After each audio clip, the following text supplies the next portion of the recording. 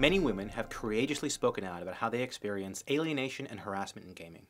Despite this fact, too many male gamers dismiss the issue as no big deal and insist that there isn't really a problem. One of the luxuries of being a member of a privileged group is that the benefits afforded to us often remain invisible to us. Working towards solutions requires that male gamers become aware of the ways in which we unconsciously benefit from sexism.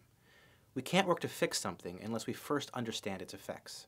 With that in mind, the following is a checklist of some of the concrete benefits that male gamers automatically receive simply for being men. I can choose to remain completely oblivious or indifferent to the harassment that many women face in gaming spaces. I am never told that video games or the surrounding culture is not intended for me because I am male. I can publicly post my username, gamertag, or contact information online without having to fear being stalked or sexually harassed because of my gender. I will never be asked to prove my gaming cred simply because of my gender. If I enthusiastically express my fondness for video games, no one will automatically assume I'm faking my interest just to get attention from other gamers. I can look at practically any gaming website, show, or magazine and see the voices of people of my own gender widely represented.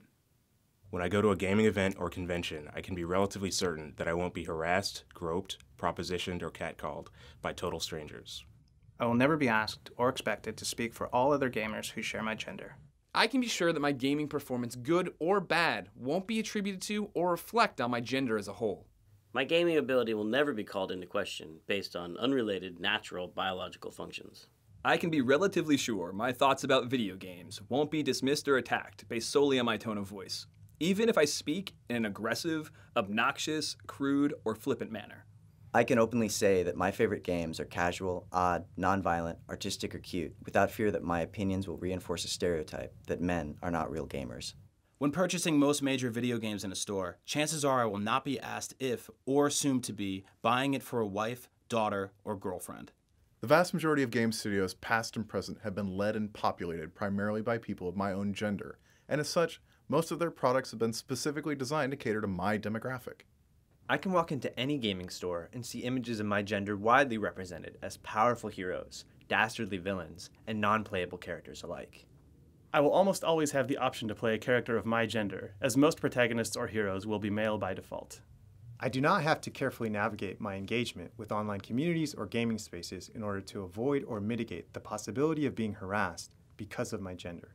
I probably never think about hiding my real-life gender online through my gamer name, my avatar choice, or by muting voice chat out of fear of harassment resulting from my being male. When I enter an online game, I can be relatively sure I won't be attacked or harassed if and when my real-life gender is made public. If I am trash-talked or verbally berated while playing online, it will not be because I am male, nor will my gender be invoked as an insult. While playing online with people I don't know, I won't be interrogated about the size and shape of my real-life body parts, nor will I be pressured to share intimate details about my sex life for the pleasure of other players.